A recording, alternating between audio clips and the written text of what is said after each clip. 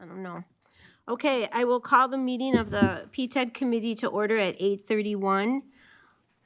Certification of open meeting law requirements have been met, so we will next move to item 3, roll call of committee members. Nutter here. Adams here. Whalen here. Lyon here. Sorgy here. And Jean's here, I see her, we've already talked to her. I would entertain a motion to adopt the agenda.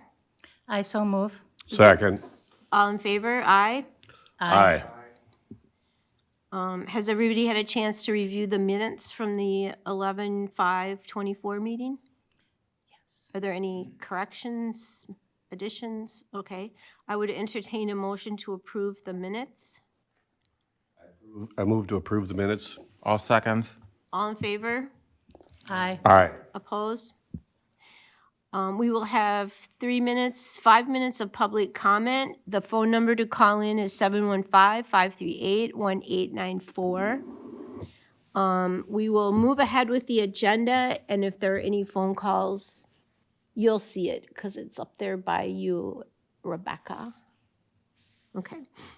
So Jean, you are next on the agenda, an update of the Wisconsin Great River Road.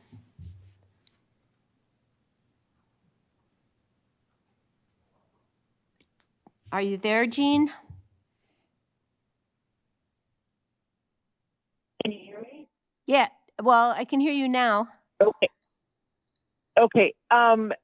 We are busy working on our visitor guide, which will be done and printed by early March. We are working on a National Scenic Byway grant with the assistance of the Wisconsin Department of Transportation. And just getting things ready to go for 2025. There's a lot of things on the list, and I'll be able to let you know more about that in January at the meeting. And I do have another meeting at 10 o'clock, so I will only be on the call till 9:45. Okay. Is that it for your update? That's it. Okay, thank you. We'll move to item number 8, Economic Development and Tourism Report by Dave Carlson. Thank you. A few things that have been occupying a significant part of the time when I've been here. Last week I was out deer hunting, and of course I was out for a week of vacation right after the last PTED meeting. So biggest items are the gym grant project. We had on November 19th our second strategic planning meeting with Pilch and Barnett, the communications consultant, public relations consultant that we hired with that GEM grant. And really what we've been working on doing is just trying to identify what are some of our strengths, what are some of the weaknesses we have in terms of our ability to attract visitors. The second meeting that we had on the 19th was kind of a bonus meeting, because in the first meeting we realized that a lot of the people that we had brought into the room really didn't know each other, hadn't talked to each other before. And I think that was very telling. You know, we had representatives from Galesville, Trempealeau, all the way up through the county to Osseo. And, you know, just to have, say, Naomi Bodway, the Osseo Chamber President, and Todd Ondell, the Trempealeau Chamber President, sitting right next to one another, you know, but representing different parts of the county, I think was really interesting. So just to give you an example of what we did at that last meeting that I think really holds some potential for helping us unlock what is our point of differentiation and strength, you know, that we can build on for marketing, was we had the people that were there break into groups of 2, and then planned between the 2 of them like an itinerary for like a week or a weekend. They could decide who was coming from where, how long they were going to be here, and then what kinds of things would you have them see in Trempealeau County. And it was a really, I mean, Becky can chime in here. I think it was a really good exercise. In fact, I'm kind of serious about this. I'm going to look back at the notes from the meeting, but I think some of those itineraries that we put together, may find themselves in some modified form, find their way into our visitor's guide that we're working on. So the thing that's going on with the Gym Grant project now is the notes have been compiled. Pilch and Barnett is working on a consumer perception survey of Trempealeau County and Trempealeau County tourism. I've seen the questions, Becky saw the questions, just had one slight modification made. They'll be coding the survey, and then they'll be getting that out through various channels. Oh, is somebody actually calling in? No, I'm surprised Oh. because I don't think we're being, it doesn't say on air, so. It is.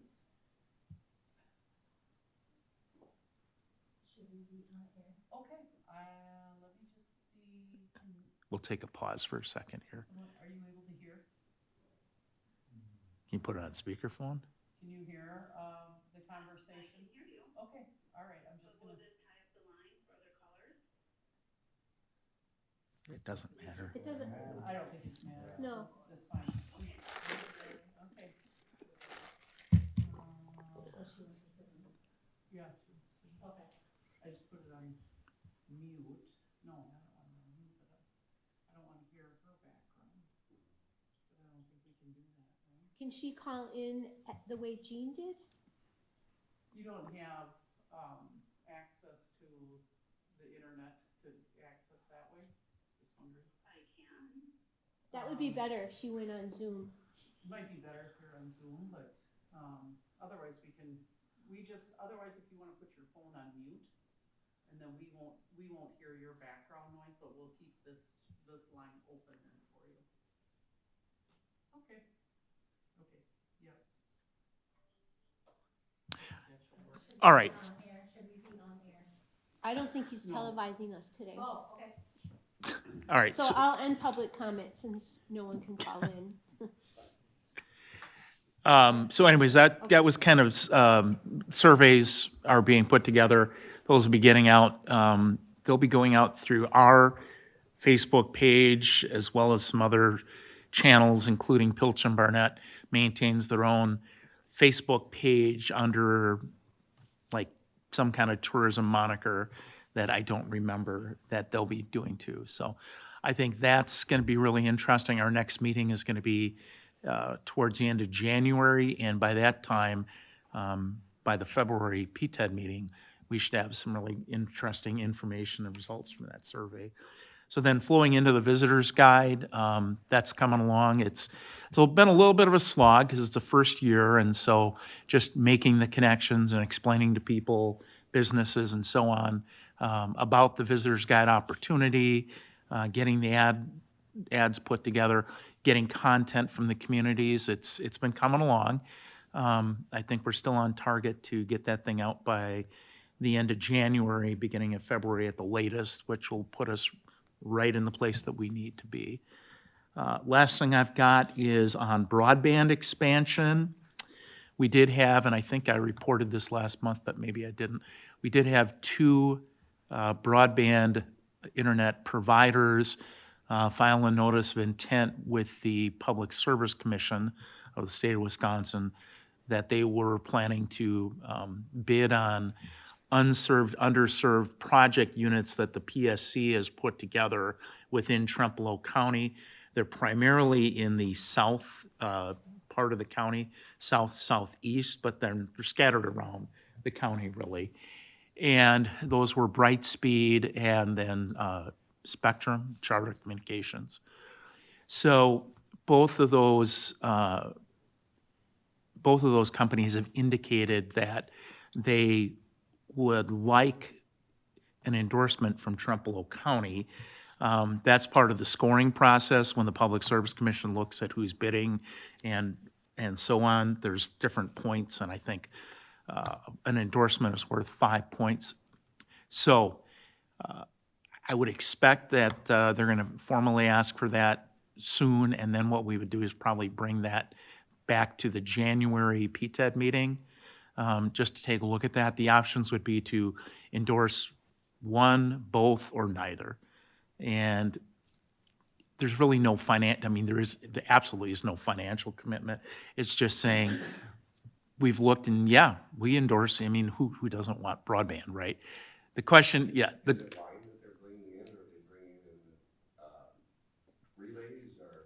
I think the plan would be to serve with fiber in certain areas, but that's the thing is, I haven't seen specifics yet.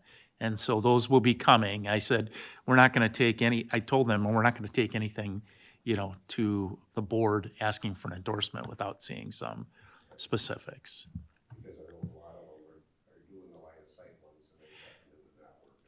The fixed wireless with with the radio signals, yeah. So anyways, that's something that may pop up on our PTED agenda for January, and then it would go to the county board. Again, we could endorse one of them, could endorse both of them, we could endorse neither. I don't know that it really makes a difference. Okay, But yeah, and that's what I've got. all right. You're also up next with the gem. I guess I covered Kind that of already. talked about that. So, The number 10, over to you, Jack. Park update. Yep, so in my park report here, not a ton to go over for this meeting. I did highlight an ordinance for the January meeting that we'll have to look at. And that's the year-round park revision, with us being now considered a year-round park and closed for camping. How our entrance sign indicates. We'll need to take a look at that. So if you didn't, make sure to look at that ordinance that I highlighted in your folders. And then we do have apparel that's available. Bob and I kind of did a little revision to the ski loop, and I think we're going to be looking to do it in the Shank property instead of the overflow area. Opening up that loop, and then kind of seeing what Tom thinks about that too, because he does want to see something happening in that property. So I thought that was a great idea. So I do plan to see what Tom thinks about that, moving that ski loop to maybe his property and opening up those gates like we do for Ashley. Any questions on that stuff? Okay. And then Trempealeau Lake Lots update. I had the idea of maybe just renting out the lots instead of putting any structures on them. Before we could do that, we have to have some things in place like signage and a little bit more screening out at those empty lots that we have in Trempealeau. So that is land that we're responsible for. There hasn't been a ton that's been updated since I started in December. So that was kind of my thought. What if we just rent out the lot and maybe kind of keep the same rules as our shelter? So I have a question. Oh, I'm sorry, go ahead. I thought we were told we couldn't rent those out. for camping, I'm wondering, What I can at we least rent 'em wanted out to maybe for? discuss what if we did like a 12-hour rental for just the lot where they can bring up their own pop-up tent and that type of thing? Couldn't do it? Okay. No permanent structures, nobody on it or anything, it's just vacant land. Really? I think the only thing we discovered we could use it for were if you wanted a day use to picnic there. Yeah, and that's what I was kind of thinking, day use with the lots and, Right. but maybe it's just that kayak launch on the opposite side Yeah. around Lake, so. I mean, if people want to bring their picnic and hang out there, that's acceptable, but no camping, no overnight. Could we put picnic tables there? That's what I'm wanting, like with the lot rental, you're not necessarily letting people camp there, you're just letting them use it for a certain period of time. So And I I- don't know, I'd have to do some more investigating, but. And I did wanna apologize because I'm mention- not acquainted with the rules, but if they camp there, that's not a permanent structure. But you can't camp there. It's, oh Oh, gosh. camping is prohibited? Yeah. Yeah, it's We some had with it, FEMA. we had it set up with electricity and stuff, and then it was the township intervened, Yep, the village.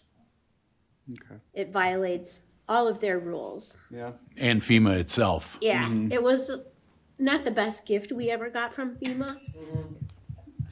Yeah, we got screwed on that deal. I know, but it can only be used for day use, picnics, hanging out, Yeah. you know. It might work if we're able to put like, say, a picnic table or something, but these cement ones, Yeah. that it's not gonna float away. Right, exactly. I'm just, because it's an No, for real. You know, you see those cement tables like at McDonald's or something like that. And Right. I know the Rod and Gun Club has got a couple of those picnic tables at one of our canoe landings. Yeah. And stuff, and it never, you That's know. the picnic table I'd like for our lower loop down at Yeah. Petrick. If we get a little further than that. Do those lots, I have another question. Do those lots have to be cleared at all? Are they fairly clear? And are they They're- maintained? The neighbors mostly maintain them, Right. from what I've seen. Oh my gosh. I travel down there about maybe once every 2 months, and it's mainly maintained by the neighbors. They like having that extra land. And I've had a conversation with the Lake Road campground guy, right next to one of our lots, and he was just interested in what I was doing. And mainly when I talked to him, it was, they just like having that extra land and they don't mind mowing it, taking care of it. So there wasn't any maintenance done in 23, not any maintenance done in 24. Me and the Marks did go there in September, and we might do something to one of the lots next spring. But basically that's just maybe give people some access to Round Lake on a different side. Right.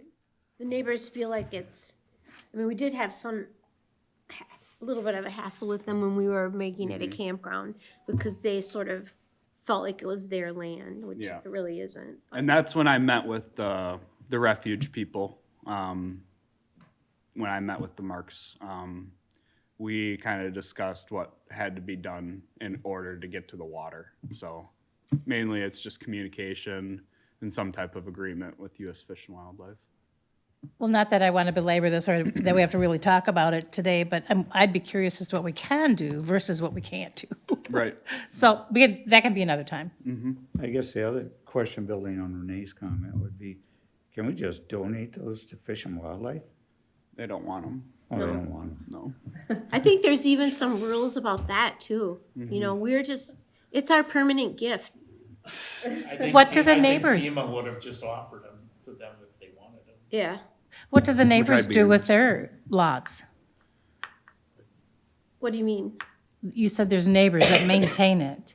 Yeah, They just go and camp, they no, follow they the don't rules. can't. I think it's just, they just feel like it's their nice big backyard and they like it to look nice. No, I mean, what do they do on their land? Oh, they live there. They have houses. Oh, so this is in the, okay, different rules, got Yeah, it. you need to go Thank you. check it out. It's an interesting little I do. place yeah. down there, but it floods a lot. I think the history on this, right, and somebody else that's been here longer can chime in, but I think the history was that FEMA acquired, there were structures on some of these lots at one time, and as they either were destroyed or something, FEMA acquired the land, and their thing is, we know this is all a floodplain, and yes, there's houses that are there, but we don't want more houses being built.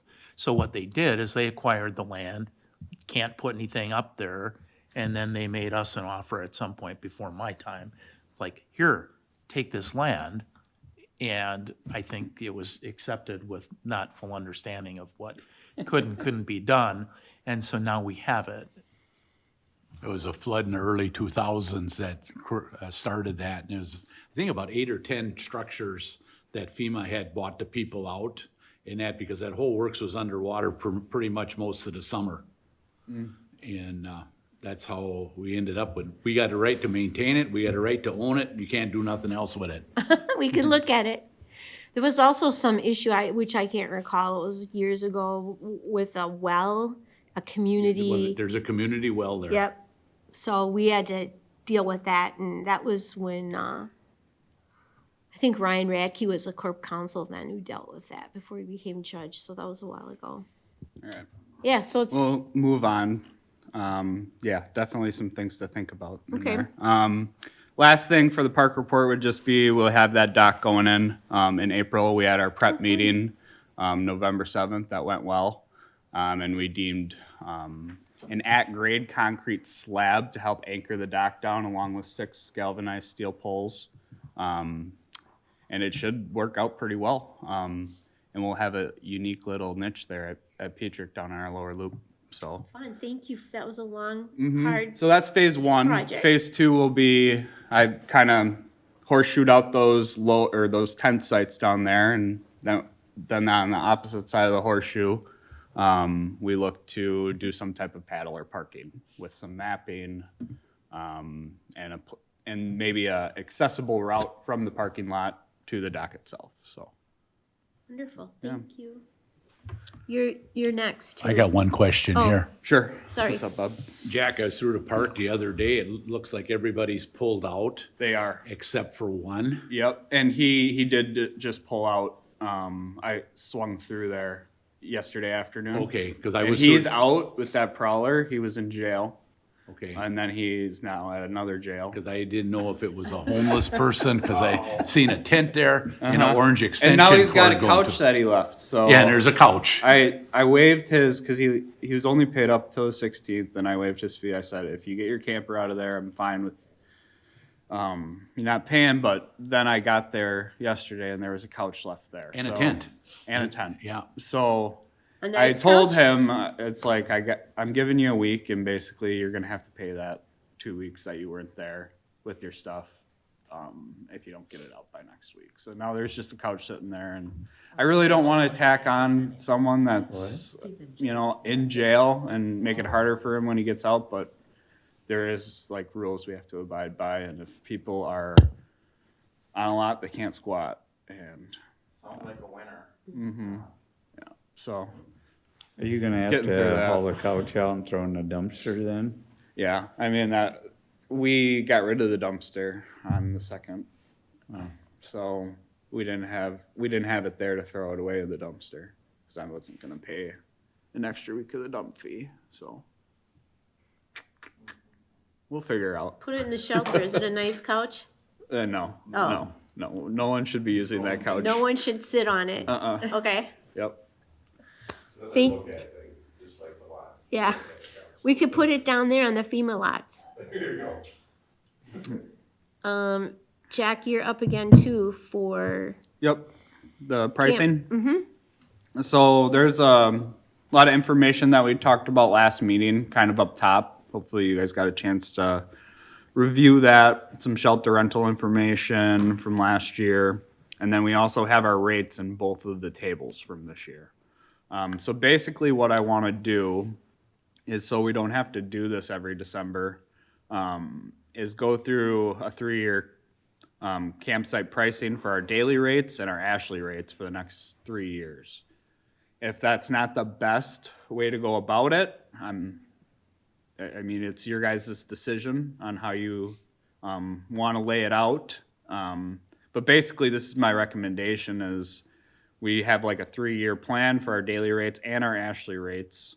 And what I've seen with Ashley, it's like completely different from our daily. We saw that like our special event campgrounds in the county are offering sites for about $200 a night during that weekend. So it's almost like for Ashley weekend, we're a commercial campground. Just because of the need and how fast sites go. We were really offering a favorable deal for a lot of years.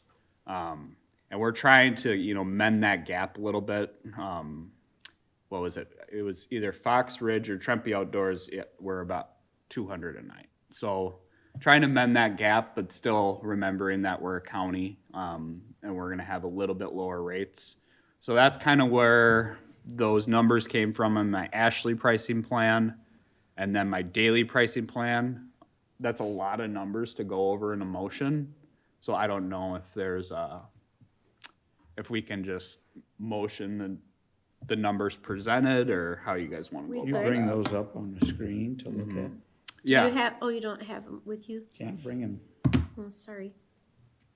yeah. Once. I like how you laid it out, so Yeah, thank you for that. not a problem. I always forget to have the Zoom meeting link on the day of the meeting, Would which you is like- my You fault. want me to get it for you, Chad? If you don't mind, Dave. Yeah, I gotta log into the meeting too, but just talk for a minute. Yeah. Yeah, I'll provide some context behind the numbers on the table. So basically, I did do a little bit of adjusting.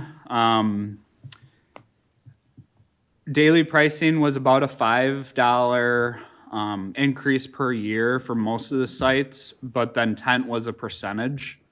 And then our monthly and seasonal, that's mainly, those rates didn't go up a ton, but they did a little bit each year. We mainly want to try to get our campground filled. So monthly and seasonal, there's about 25 for monthly and a $250 per year increase for seasonals. And then our Ashley rates,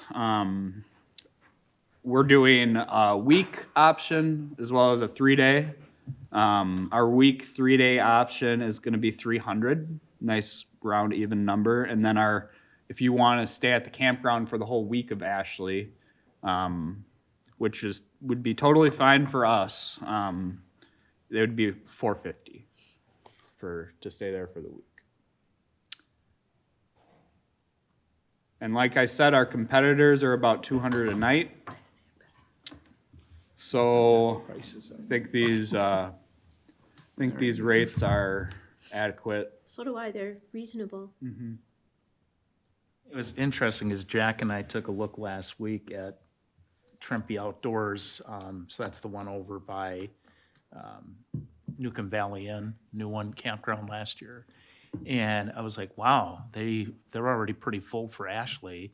They were about 2/3 full, but their numbers were really high, like Jack said, $200 a night. So that tells me that there's still an appetite. You would think it's like if they were full. So we've got definitely an opportunity there. Let me see if I can zoom in. And I'm already getting people calling. I think I've gotten 4 or 5 calls already wondering about information. Basically, I've been telling people this 3-day and week thing, that's what we're gonna ride behind this year. Gonna release that week rental on the 14th, try to promote something new a couple days in advance, then followed by our normal 3-day option on Thursday, the 16th. Both will be at 10 a.m. It's proximity too, it's pretty sweet. Is there bus service to the event from there? Yes. Yeah. Yep. Who pays for that, Ashley? Ashley. So Yep. it's We a just have an agreement that we sign yearly, so that's very easy. But they don't do Trempe, so we have the advantage of Trempe. Mm-hmm. Not yet, I know. Yeah, They're not planning on going out. really. Inside information. What's that? Inside information. I missed what the inside We have info a- was. They're not planning on busing out to Trempe, you know, they say they're $200 a night. Right. Buses don't go out to Trempe, go to Yellow Lot. Yeah. Which is right there on the Right, corner. right, yeah, And okay. that's as close as Yep. they'll go, and there's no side-by-side route from Trempe out to any place, because it's on a state highway. We have loyal customers that come Yep, to, that too. they're every year's pretty much the same people. But they've got such a deal for so long, Right. they've got to appreciate it, and have some loyalty. You know, I was looking at this, my favorite campground on Lake Superior is in Herbster, and it's owned by the village. They charge $90 a night for electric, but you also have Lake Superior in front of Right. you. Yep. But I mean, I was kind of shocked at how high it was for a village-run campground. Yep. And our neighbors, like our daily pricing. What? Not on Lake Superior, no. Our neighbors are quite a bit less than us. Right. But we've put a lot to Petrick over We the have. years. So I think are you looking for a motion to accept these 3-year pricing plans? Yes. I would entertain a motion. I would move the motion to go forward with the 3-year pricing plan that was presented by Jack. Is there a second? All seconds. All in favor? Aye. Aye. Aye. Oppose? Okay. Already do, so was that on the daily pricing and The- the Ashley? Yes, Okay. good job. Cool, yeah. That'll be that'll be good to have. Like I And said, not have now to we do don't this have. every year, right? Yeah, not have to do it every December. Unless something, you can always say, hey, we need to increase our prices. And that's this is what why. Dave and I talked about as well. We have this plan, and it's gonna be a lot easier to make an adjustment Right. when we have a plan on a table, so. Thank you. Yep. It kind of looks like your fall camping project went over pretty good out there by seeing the number of campers that's been out there all fall. Yep, we did have good fall camping numbers compared to last year even. And that was, I think, mainly due to just promoting a little bit more and having a promo. So, continue to do stuff like that going forward. 'Cause I know I run into some guys from the eastern part of the state that had left their camper out there just to come in hunting and stuff. Yep, absolutely. It's a great opportunity, and with us being next to that, elk rod and gun land, I've heard that gets ran in, a little bit. Like, people like going over to that 53 acres. It's us being next to that, it's good for what we're trying to offer. Are we getting updates on the septic replacement? Was that? I haven't. I want to follow up with Highcliff about that, because they were looking into their soil tests in October, so they should be, probably forming a conversation. So hopefully, I'm going to follow up with them, and hopefully I've got something by next meeting. Well, you're up next for park priorities. Yep. I'll be brief with this. Mainly it was for this first year, figuring out what other county parks are doing and kind of getting their opinions, as well as seeking out opinions from other park and rec professionals, internal employees, Dave, Amy, Becky, working with those three a lot, just trying to get as many opinions as I can to make the right decisions. So I think a lot of it this last month has revolved around kind of getting our procedures and our ordinances and looking at those. And I also have campsite pricing, our enhancement project with SRF, which we reached another step there. And then our outdoor recreation, which we'll go over later, and then that communicating with Tom Shank about that adjustment to the deed. So, any questions? You're next again. You're SRF? popular today, yeah. The SRF update. Yeah. So, Compen, we got an estimate from them. It was about 1.2 million. So that was kind of towards the number of our rec pond. So we decided to make a shift. Not exactly ideal in that situation because we wanted to have designs, but we did end up getting everything done right before this meeting. And if you guys had a chance to look at, I don't know, Dave, could you pull up that concept design? I appreciate it. Sorry about that.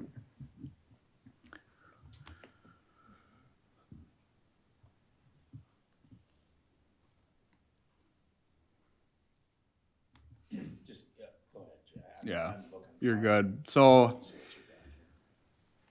Is that in a document or it was is that a separate? it was a Petrick Park Concepts. Yeah. So I really liked the feel of this a lot more than what's been presented in the past, because I feel like it just blends into what we're trying to offer at the park. Something that's 4-H, outdoor, aesthetically pleasing. This project, I feel like it flowed in a lot better than what I've seen. And the maintenance isn't going to be nearly as much as, say, what a rec pond would be. But he does have a little bit on here of widening the roads. But basically, what the play area is going to encompass is 4 different stations to suit multiple age ranges from 2 to 12. And with that 2 to 5 age range having their own little things that they can play with. And then that 5 to 12 age range, having a couple different stations and, you know, having that whole family atmosphere in that park setting. They did have some disc golf stuff in there, and I've mentioned to Phil and Nate is the other guy that's working on the park project. I'd want to see some collaboration with the guy that did the Line and Cool's disc golf course in Chippewa. When it comes to that disc golf course, if they insist on wanting to that be a part of their design or just letting him do it. So I'd mentioned that. And then we also are favoring some type of a prairie buffer on the south end, so the bottom from the viewing there. And that would be in front of some type of fence that he puts up for cattle. And we had deemed the fence, we're gonna wait on that with Tom until we have something like this. We needed designs, and then we needed to get a shovel on the ground, get permits ready. So basically, if we're able to do that stuff, we can be cleared with Tom with that deed. I really like this because it feels to me in line with our vision for the park and Yep. the mission of the park and its original thought of this park being so kid friendly. Yes. I love this. When I look at this, it just makes me feel like this is what It's our supposed to go park there. is about. That's what I thought initially too. There is some things, there's a lot of trees in that design, and luckily we've got that urban forestry grant. So they'll maybe have some input with me there about how we spend that money. It's about 4,900. I think 4,987 is the total that we would spend on tree planting. And I wanted to pair that with the 6th grade camp out. So in early May, we could have whoever we go with, if we put together an RFP and select what trees that we want, can have those 6th graders help out with the planting. And I've talked to all three, Tree Savvy, I'm favoring Tree Savvy, Legacy Trees, or Paint Creek and Cadott. And they love the idea of it being kind of paired with the 6th graders, so.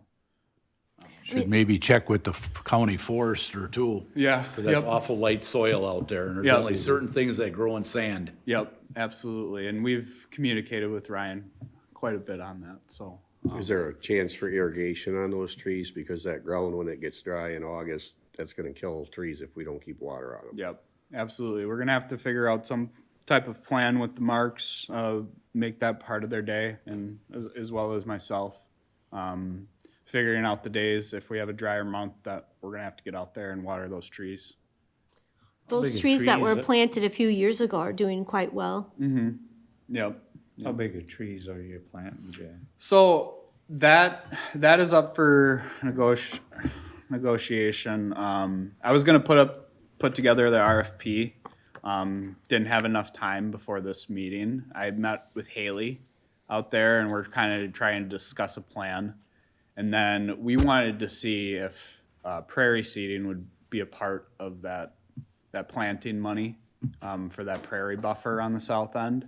But the grant person got back to us and it wasn't. So basically I'll have to identify the right, if it's bare root or seedling, probably pretty soon here with Phil after seeing this design, and we'll kind of come up with something, but yeah.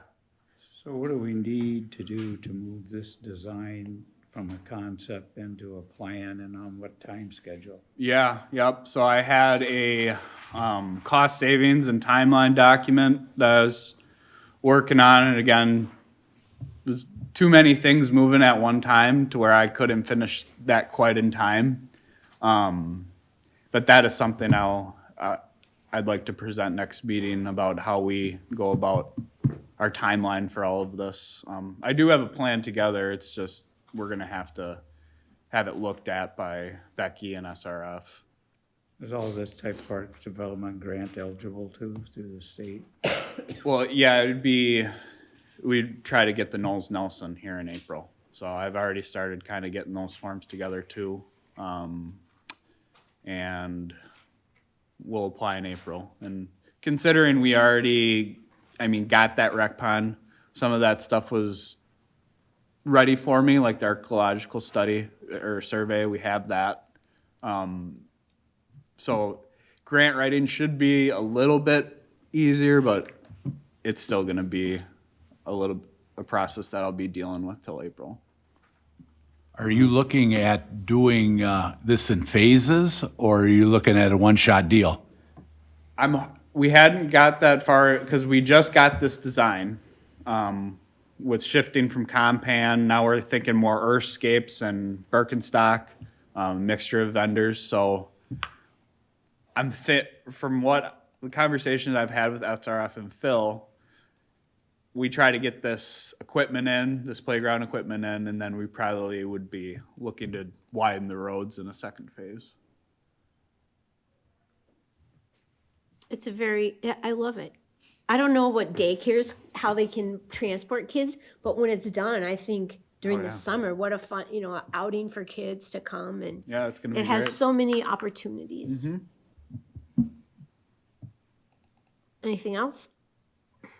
No, that should do it. Okay. We'll hopefully have Phil in January. And Nathan, maybe. I told them I'd like to see them on the 7th, so Fun. I'm hopefully they're excited. here. So, any questions for Jack before we move on from this? You Okay. need any kind of approvals to move this forward? It looks great. I mean, just that you keep the ball rolling. If you got an April, you gotta work backwards to make sure you. Yeah, I mean, this timeline, like, we really have to get a move on this cost savings and timeline document. I've got it kind of ready. I was waiting for these designs to get done. A lot of things revolved around getting this design in hand. Well, it'd be nice if we could do the whole thing at once rather than two phases with the nose. What's the cap on the nose stewardship grant? 249. So we have to be able to match that too with our park reserve fund. And hopefully we're not taking that a bunch in the next year or two. I don't foresee us taking from there, but hopefully we're not. How much is in that fund? Over 200. 260 right now, but. So we could do a full $500,000 project. Mm-hmm. Yep.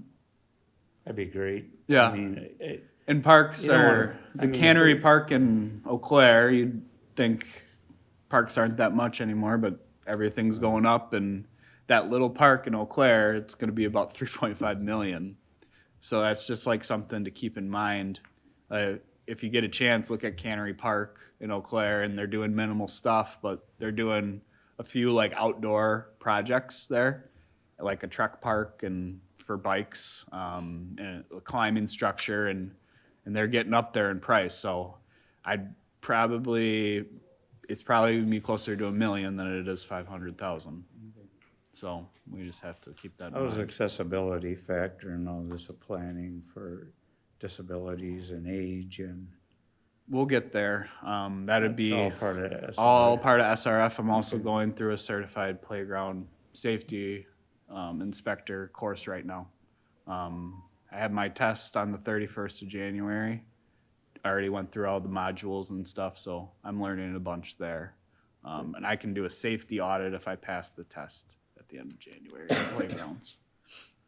Could have a side hustle, Jack. You could go Yeah. do other parks. Yeah, I'm good. I don't need a side hustle. That 1-year-old's got me tied up enough. Yeah, Are there other questions for Jack? Good work, man. thanks. It looks Appreciate really good, Jack. I know, I love it. It makes me feel comfortable about our park, this Yep. new direction. Yes, and just keeping that neutral colors and aesthetic feel, that's all important. Like, And I think that's a way to brand this park as not, it's not like any other park, but can be primitive camping. It can be the, camper Yes. camping, very kid friendly. power of 10, keeping people there. Right, and engaging with schools to bring more kids out. Yep. So, Yeah, a lot good more work, potential. thank you. So 14, outdoor rec with Jack, Dave, and Becky. Yeah, so this will be a little bit more Dave and Becky and their work with university, so I'll turn it over to them. Is there anything that I think that was it mainly from what we discussed in PTED prep. Yeah, you wanna go ahead, Dave? Why don't you go ahead and lead off and I'll chime in? Sure. You've been so quiet today. Yeah, I'm just taking it all in. We, well, I think we kind of talked about this already, so, and Dave has been coordinating with Gavin with university in that group and talking about starting next year, which is right around the corner, but having us put together, what I'd like to see is in our conversation, so university is a group that's through the university system, and then they tap into talent at our universities, which would be Eau Claire and La Crosse, I'm assuming, and the students that are working in engineering areas, planning department areas, and using them to help us do some planning here. So what I'd like to see is an overall plan in outdoor recreation, so that we're focusing more, not on the single park, but we've got that good and kind of moving forward. But I'd like us to think a little bit more on a broader term as when we're talking about economic development and some of this, when I have identified some possible funding in thinking about economic development for the future and how we look at outdoor rec overall, and specifically, more on trails, things that provide opportunities for people to get out and walk and bike and hike and things like that. So anyway, this university group would help lead those discussions and then would put a plan together. Out of our discussions, it would be and whoever else we would bring into those meetings would help us determine what's our focus so that we can help guide our county leaders in saying where should we be focusing on these outdoor opportunities for recreation in the future. So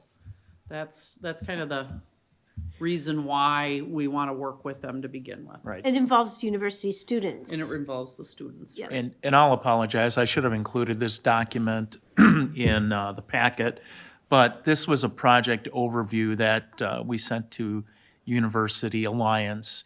And you can see the project description there, I'm not gonna read it, but it really gives a little bit of history in terms of the outdoor rec plan that was developed in late 2021 to cover the span of 2022 to 26.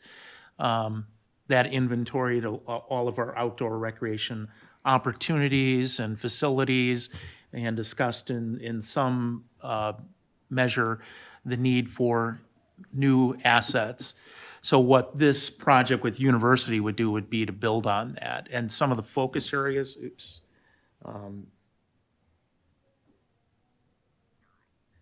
so we've talked previously about that 8-county USDA grant, Rural Business Development Grant that we've got to take a look at developing this area as a regional outdoor recreation destination.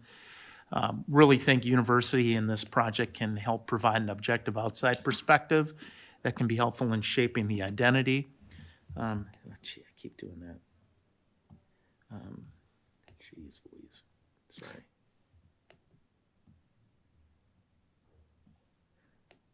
All right. And then connecting existing recreation facilities and development of new recreational assets. This is kind of what Becky was talking about. I think there's some community partnerships that would be really helpful there, and how maybe that outside group could help us to make some more of those connections. And then finally, look at development of business opportunities to support outdoor recreation activities. These three things are all things that we've discussed previously. And, I think what was interesting is when we first presented to University Alliance, we had kind of a broad description. They say, oh, that's great. Now, can you go back and fill this out, that we want more to work on, kind of, right? So he's like, okay, well, we can break this down into it. And I think that's helpful to us, and it's helpful to them as well, because there may be different expertise with different students that this could, for instance, you could have government students working on some of this stuff. You could have landscape architect students working on other parts of it. So I'm really excited about it, and I think that it gives us an opportunity to, take that outdoor rec plan that we've got, which is gonna need to be updated in a year or two anyway, but take some stuff out of that and build upon it, to give us some specific things that we can act on. Dave, is there a website? I'm still a little confused on Yep. who the university is. Yeah, they have a huge website. There's a ton of Yeah, information. can you put that in the meeting notes or send it out? I'd like to hop on there and, Sure. If you just type in university, you'll get tons of information. Yeah, we'll get that out to you. Sorry, I think you asked for that previously, Buzz, and I thought it was sent, but. I may have, and got busy. Life happened.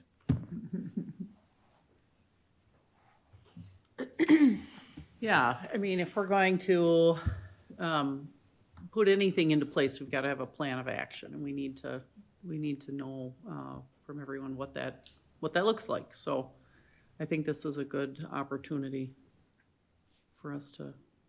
So this really does complement the county USDA effort then too, pretty much in our outdoor rec plan. That's great.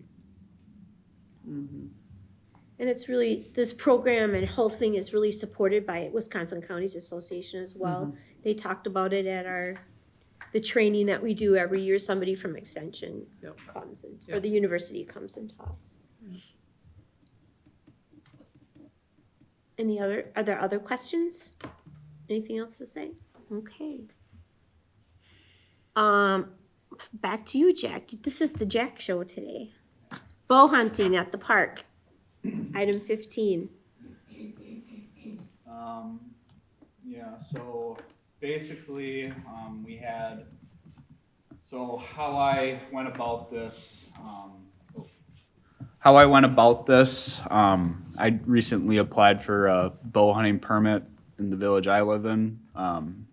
So I followed a similar process of how we went about it for our park. And I read in the ordinance that were adopted in 2016,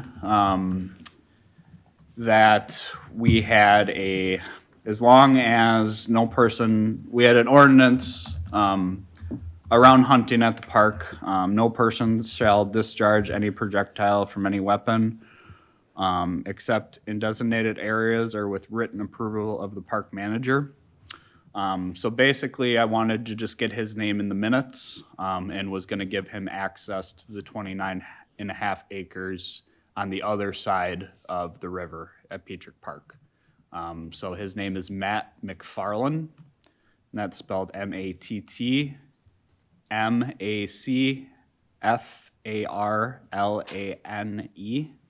And we had discussed him taking a kayak, using a watercraft to get to the other side of the river.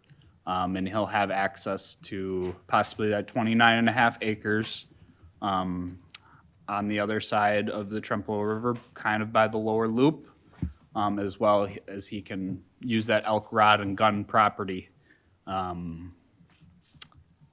next to Petrick Park. So basically, I just wanted to give the committee a heads up.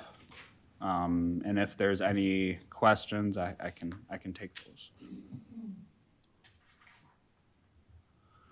I think if you're gonna open that up, you should use the same concept as they do on state land, because that's what the Rod and Gun Club did.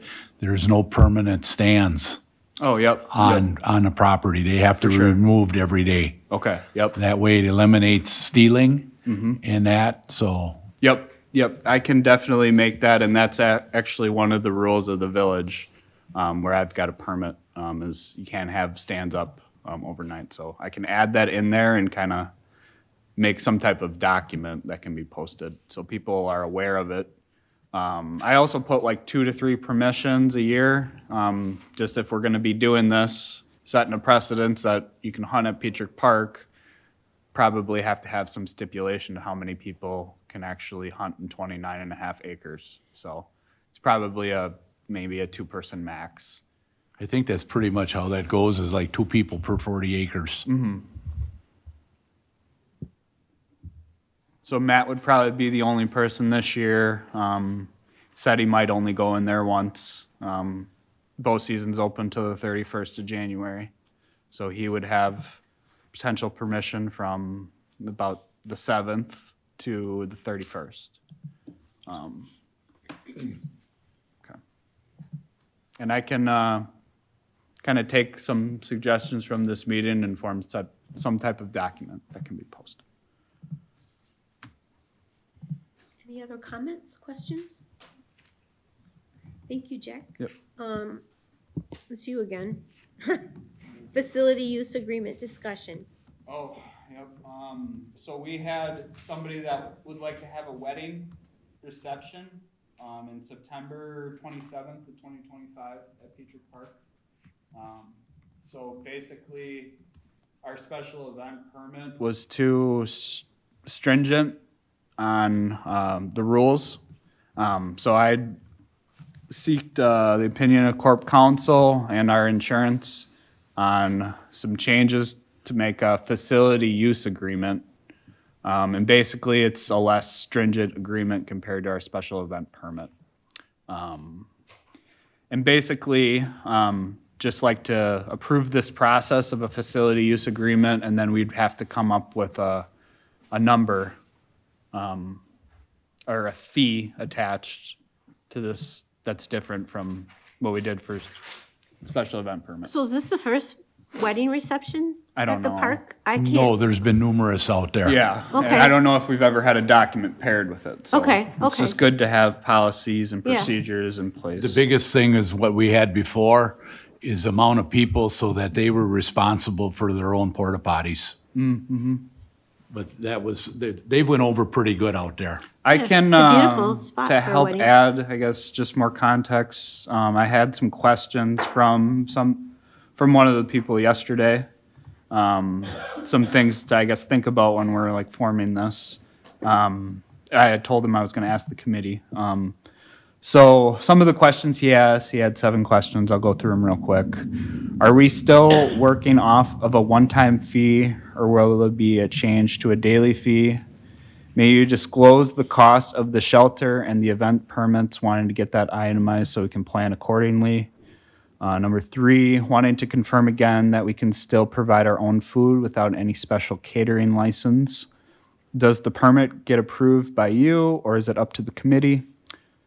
5, regarding the alcohol section, we are trying to determine if it will apply to our event. Will we be selling alcohol? Will we not be paying anyone to bartend for us?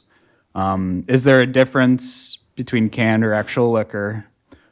6, what are the rules stated for quiet hours? Or are there any extensions that can be granted? What is that process if the rules get violated? And then the language in the temporary license make it sound like established entities, not individuals, are subject to fill that said license out. Since this event is not for profit, does this apply to us? So I did kind of take this from our permit, so there was quite a few. I had to delete some pages and make some changes to some of the language, but I guess when we're forming our fee, my suggestion was to really not, to be somewhere in between a shelter rental. Price of a shelter rental was just $216 with a security deposit of $250. And then the precedents we set for Ricardo and Latino Entertainment, or RR Latino Entertainment, with $1,000 security deposit and then that fee of $1,000. Shouldn't be that high, but shouldn't be, because there is going to be a little bit more that goes into it than just a shelter rental fee. So maybe somewhere in between $216 and $1,000. So it's gonna be in the big shelter, Mm-hmm. Yep, they'll use that space. so why is it different than a shelter? Because it's somewhat a special event. So basically, anything like a wedding is deemed like a special event and should be seen as different. So basically, at least what I've seen when you're having something like a wedding or a quinceañera or something like that, that's what this would kind of, we would go to this instead of, just having the normal rules of a, Party. yeah. You're gonna have it double the expense. I mean, just your electricity alone. In your septic. I mean, I don't see why basically the rodeo, that's a special event, use the same standards. I mean, you've got extra parking and all Yeah, of but that. it's just not gonna be the same extent as the rodeo. Right. So I don't think we should have the same wouldn't have as rules, many and that's kind of like what I was trying to say with the email. There's a lot of things like with the language that aren't gonna be nearly as stringent. He had a lot of good questions. Very Yeah. thoughtful. You didn't come up with any estimated number of people, or we did. Not yet. I mean, I haven't got the form back because I'm getting it approved in this committee meeting, and maybe then we have a fee I can attach in an email response. You could add something like that to address Bob's concerns on it, so over 250 people is X and 250 to 500 is a higher level. Because of those concerns you raised, Bob. Yeah. Yeah, we could have a couple different prices, but I'd like to have something I can, What do other counties, what are their fees for this? I'm unaware of that right now. I agree that you maybe don't want to go up as high as 1,000, but we got to do something like somewhere in the middle is maybe a happy medium. Because 1,000 might be a little high for a family and or a radio because they're not technically a business, but I know we still have to make something. If you rent a place to have a wedding, Yeah. you're paying a lot. That's what I was just gonna Right. say. Yep. Actually, It's more of a reception. I it think. should be They're gonna right in the doing same wedding line in as what the Eau Wannock Park is. And that same principle, that's basically a park also. It's got a shelter, it's got cooking stuff in there. If we kind of go with the same standards as that, we at least got something to go on. Right. I think that what do you need from us today? Just think about this. I mean, it's not. Yeah, I guess- for a How vote. about finding out the pricing, like Yeah. Bob had Right. just said on the pricing on the Wannock area, and then Check we can, Rhonda Park out too, because they've got a shelter with a commercial kitchen and they run it for it. I mean, I guess if we're not comfortable with a specific price, like maybe some clearance to, look into other entities, people around us, other counties, and, make a decision based on that information. I don't know if that can be motioned or, No, I think you something can like just, that. we can give you you just need to do that and come Yeah. back with more information. Okay. But this is a nice start to think about, special events versus just somebody renting it to have a birthday party or something. I think whatever you do, we want to encourage this type of use. We don't want to make it hard for people. right. I would guess it would be nice if we could have a decision for January so this gentleman knows where we're at. We're not going to discourage him or anything like that. But I mean, when you're getting married in September, the time goes by pretty fast. So you Yep. just tell him we'll have That's a where- decision for him at our January meeting. And I've been communicating with these guys since September. So it's like they want an answer from us. So yeah, I can, get things a little bit more in line for next meeting and take this info and kind of get back to them. The construction idea affects September at all. I don't think so. Maybe a little bit. I know what it is. Oh, no, it would be 2026. It would be the next year. I hear you. Yeah, I hear you. Getting the whole park and it finds out that the park isn't the same. It's under construction. Yeah. Sorry, we've I don't gotta- think we'll have a shovel in the ground for the park project until August of 2026. Okay, I just want to make sure that out. So, Uh-huh. so With the Jack, grant. I assume the form was looked at by Susan? Yes. So I just have a question you might want to, and maybe it's been answered. So you've got that section that says requires closure of. I mean, are any of those three options really viable? I know you can't close the state highway. And we're not talking about closing the whole park or any roads in the campground. So I'm just wondering why that's there.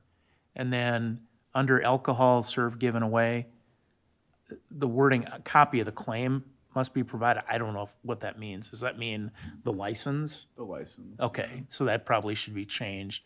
And then is it an option to buy insurance from Trempealeau County? Susan wanted me to put that in there. I didn't I know think- it I didn't was think the until county- she said something. I didn't think the county sold insurance. I think it requires insurance. Mm-hmm. But anyways, I just thought I'd add that in case you're making No, yeah, tweaks to this. You could have Susan come to the January meeting when this is being finalized to make sure we're doing the right things. maybe, yeah. But I don't think we want to convey to people that closing the highway, roads, or the property, I mean, we're not looking at having a wedding reception where they could close the whole park. No, I mean, yeah.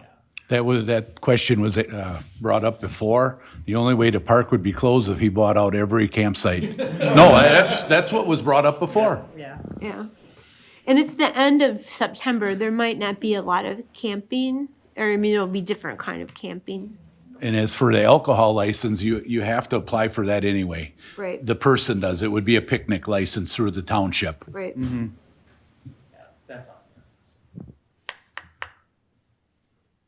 Yeah, well, that's fine. I will I'm gonna continue to communicate, with these guys and let them know that we didn't come up with an exact fee yet, but we'll be working on it. I'll be working on it. What's a normal shelter rental for a day? 216. So if we even went like 500 or something like that? and Yeah, a that's kind of what I was $1,000 thinking. deposit, It's something in between, maybe a little bit closer to the shelter side. It's not gonna be that much more than a shelter rental, but it just requires maybe Yeah, they're a gonna, little bit more looking on my part, to make sure things are kind of going as planned for them on the they're day of probably the gonna want event. 2 days of wedding, get in there on day before and decorate and get it locked up. and- That too, it's like they're gonna want to get there early, and we have a specific rule with our shelter rentals that they're only the day of, so I'd probably allow some clearance on the days before and days after. So the clearances for the day before, I mean, say it's a busy time and somebody wants to use that shelter. Yeah.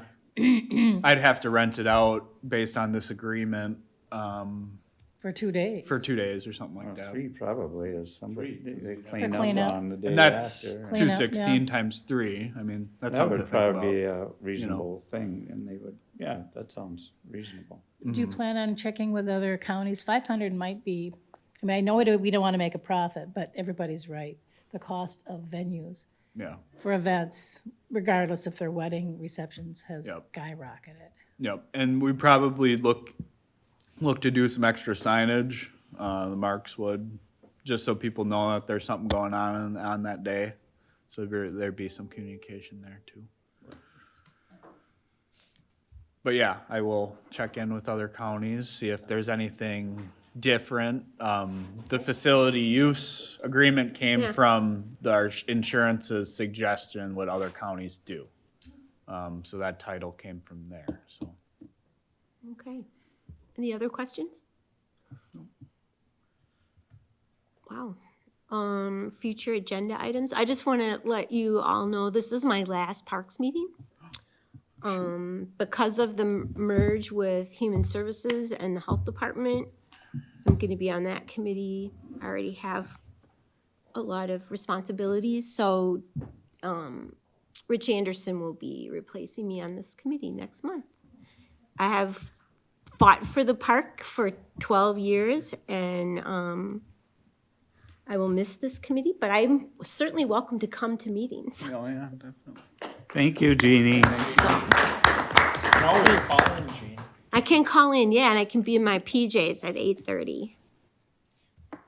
No, so thank you all for, By the way, I did send an email to the committee with that link to University Alliance, as well as the project overview that I was referring to on the screen. so January 7th is the next meeting. And I'm so happy with the direction the park is going. Feels right. We'll have our own little niche. Future agenda, do we have to elect a new vice chair then? Maybe next month, yeah. Yeah, I think that's Yeah, we have the officers next month anyways. Reorganization, kind of, yeah. That doesn't happen until April, No, it doesn't happen. We only, after the county. after the board. after elections. Yeah. So, but you'll just have to elect a Just a chair. vice chair. Just the vice chair, yeah. Yeah.